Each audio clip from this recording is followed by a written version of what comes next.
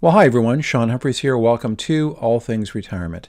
In this installment, I'll be dealing with an excerpt from a great book by Dr. Riley Moynes titled The 10 Lessons How You Can Squeeze All the Juice Out of Retirement. Now, the particular reflection we'll talk about is from Lesson 1, the first lesson.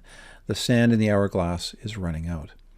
If you're tracking into your late 50s, into your 60s, and on, I think you'll really appreciate the reflections that Riley comes up with for this particular lesson. It's really, really impactful. And when you hear this lesson, you'll understand why it's the very first one that he starts out with in this book. So let's take a look at it. Now, before we get into the lesson, if you're new to our channel, make sure you hit subscribe so you don't miss future content. And we have some free resources. So if you go to the show notes, you can find out how you can get a complimentary retirement forecast if you want clarity about your retirement.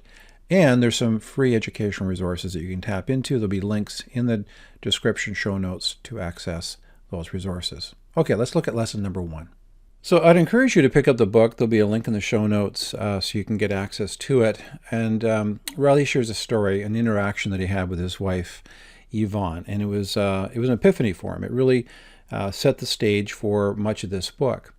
And the bottom line was he was talking about something what he referred to as a yardstick exercise. And really his wife was trying to illustrate to him that as we get older, we get to the point where we've got probably less life ahead of us than the life we've lived. In other words, time is slipping away. You know, that hourglass, as the glass is, on top of the table, you see the sand slipping through, it's going through faster and faster. And we realize that we have to begin looking at the things that we want to accomplish with a laser-like focus. In fact, we no longer look at our lives with a cavalier, we've got all kinds of time to get things done. There becomes a bit of a sense of urgency in terms of really looking at what we want our life to mean. He said in the book at one point in bold print, "Do it now." And the quote was, "Yesterday is history, tomorrow is a mystery, today is a gift. That's why we call it the present." I think that's a great quote. It was by Bill Keane. Okay, so we understand that time is going by quickly. So what do we do with that awareness? How do we harness that sometimes anxiety about life is going by quickly?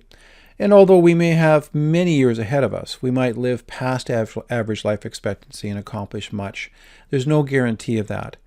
So one of the lessons that Dr. Moynes found as he talked to people about this phase of retirement was this notion of say it now. Engage in important conversations. Don't let important things be left unsaid.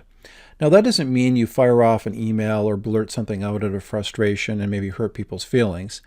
And sometimes important information that you need to share can hurt feelings. But what he said is being very intentional about the important messages you want to communicate to the people around you.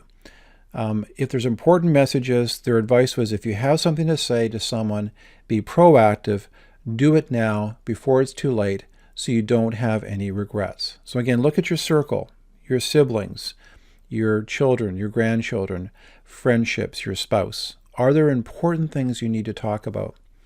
I know that with our own practice, we encourage our families to engage in family conversations. One of the difficult conversations to have is on end-of-life care and how mom and dad, with their own aspirations around legacy and estate planning, should be communicating some of those aspirations to their family. And if you leave it too long, it gets to a point where the people who need to be doing the communicating can no longer communicate the way they used to. And so there is a window of opportunity to engage in those very important conversations with the people that you love. There was a paragraph in the book, and the title of that section was Dead in 6 months. So Dr. Moynes said, to put the idea in an even sharper contrast, pretend that on the date exactly 6 months from today, you'll die. Given that reality, what are 5 things you feel you must do before that date? Write them down in black and white. And consider this, if you only have 6 months to live and you must complete the 5 things on your list, are they not important enough to do regardless of how much time you have left? So it's a great exercise to go through. And then the chapter ends with a wonderful quote from Harriet Beecher Stowe, and it says, "The bitterest tears shed over graves are for the words left unsaid and deeds left undone." Okay, so that's the first lesson that Dr. Moynes put together, this awareness that time is slipping by. and we might have some important things, experiences, conversations that we need to initiate for those people around us so we don't have any regrets and we don't leave it too long. Well, I hope you found that video conversation helpful. And again, if you are looking for additional resources on retirement, go to our show notes for helpful links. Wishing you all the best in your retirement and overall wealth planning journey. You take care. Bye-bye.